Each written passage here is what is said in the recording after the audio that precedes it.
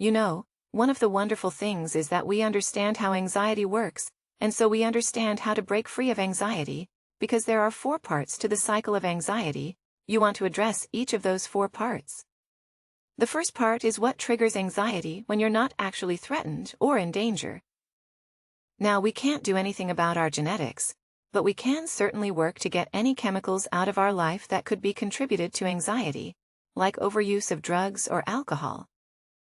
We can work to reduce the stress or manage the stress in our lives, and to be gentle and supportive and encouraging in how we talk to ourselves, and realistic and loving in what we expect of ourselves. And we can think back about those times when we were anxious, and try to sort out, did our brain learn some lessons from those times that are not helpful now, that don't apply if we were badly treated as child? Are we safe?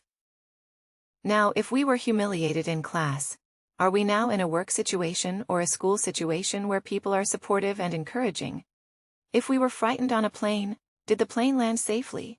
And can we remember that and not the fear? So the first step is to look at what might be triggering your anxiety, and to do everything you can to reduce those triggers, right? Life happens. Our triggers are gonna get hit, and when they get hit, we're gonna have anxiety. So the first step is to work on reducing our triggers. But anxiety is normal. What else can we do? Slow your breathing down? And rather than breathing high and tight in the chest, to breathe low and slow. Using the diaphragm, using yours called belly breathing, anxiety and adrenaline triggers the fight or flight response. The sympathetic branch of the nervous system to save your life by breathing low and slow.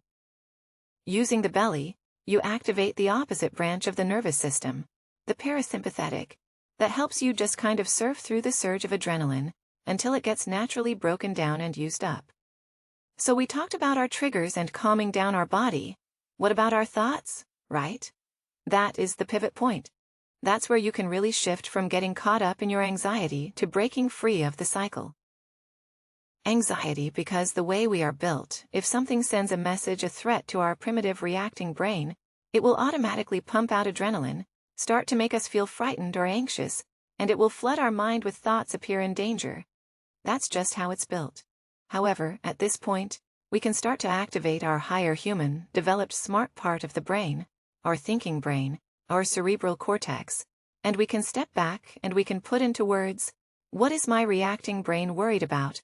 What is my fear saying is going to happen? And let's just take a look. Let's just step back.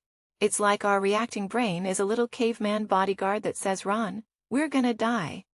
And the thinking brain kind of says, "Well, hold on a minute. Let's just take a look at what's actually happening when you start to put your fears into words and then evaluate them.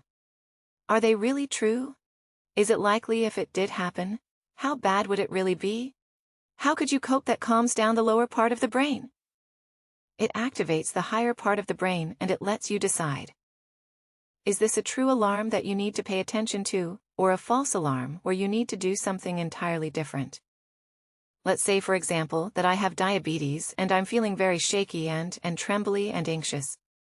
I want to get the facts about my blood sugar level, because this could be a true alarm telling me my blood sugar is low and I need to eat, or if I get the facts, it could be that my blood sugar is fine.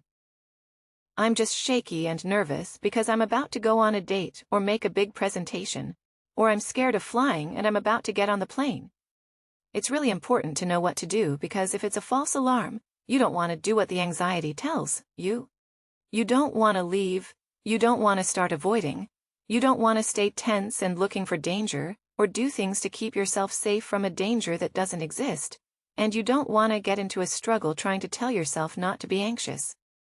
Shut up, fight, relax, stop, because that doesn't work. Instead, the facts give you the power to convince your thinking brain, even though your reacting brain is still scared. So now what you do is your job, and your challenge is to act on the facts, not the fear. This is gonna feel your reacting brain as if you're taking a risk. So you have to be willing to accept that you're gonna feel anxious.